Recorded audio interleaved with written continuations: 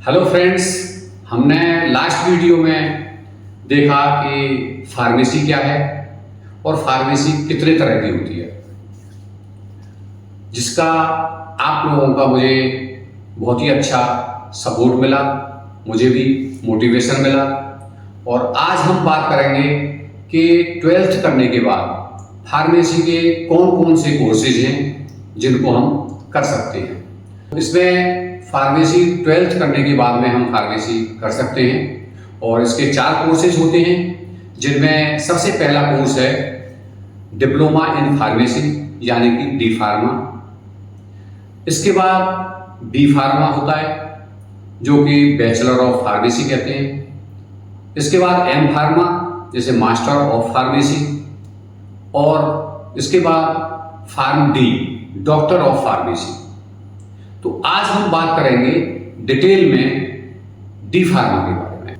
तो 12th pass students D pharma में admission ले सकते हैं।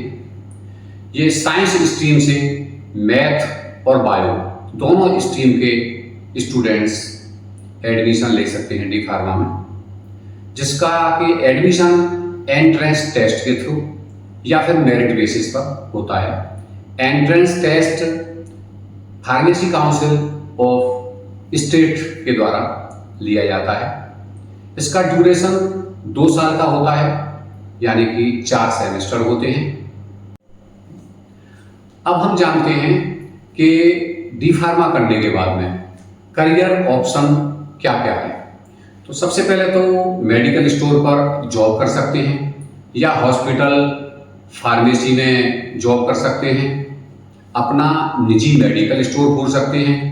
सरकारी हॉस्पिटल की जो फार्मेसी होती है उनमें हम सरकारी जॉब प्राप्त कर सकते हैं, जो कि परीक्षा एंट्रेंस एग्जामिनेशन के द्वारा होते हैं। और आप अपना मेडिकल स्टोर खोलने के अलावा जो फार्मास्यूटिकल कंपनीज होती हैं उसमें मेडिकल सेल्स रिप्रेजेंटेटिव का जॉब भी कर सकते हैं। इसमें मैन्युफैक्चरिंग यूनिट में भी आप जॉब कर सकते हैं, वो भी ऑप्शन खुला रहता है। अब बात करते हैं डिप्लोमा करने के बाद में इस फील्ड में क्या सैलरीज होती हैं।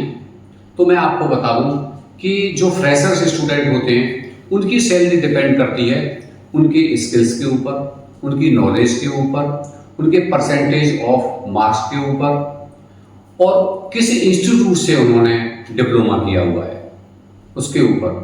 तो ये वेरी कर सकती है, कम से कम 10,000 रुपये से 20 या 25,000 रुपये तक आपकी स्टार्टिंग हो सकती है। इसके बाद में जैसे जैसे एक्सपीरियंस आपका बड़ा होता चला जाता है उसके आधार पर सैलरी भी बढ़ती चली जाती है और 50 या 60,000 रुपये, 70,000 रुपये तक भी सैलरी इसमें हो सकती है। अब इन सब के अतिरिक्त मैं आपको एक बहुत इंपॉर्टेंट बात बताने जा रहा हूं जो आपको ध्यान से सुनने की जरूरत है।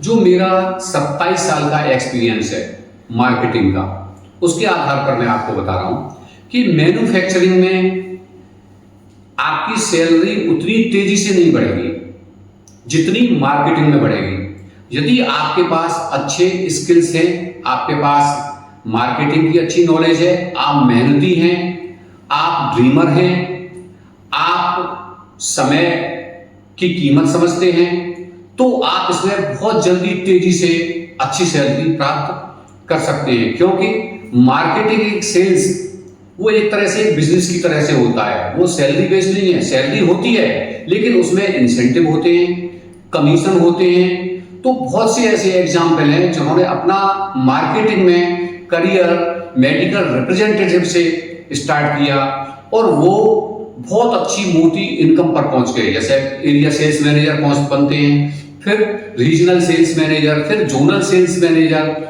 इसके बाद में अगर किसी के अंदर ड्रीम है तो वो अपनी कंपनी भी स्टार्ट कर सकता है। तो मार्केटिंग में बहुत सारे ऑप्शंस खुले हुए हैं जो कि डिपेंड करता है आपकी मेहनत और आपकी स्किल्स और आपके सपने कितने बड़े हैं।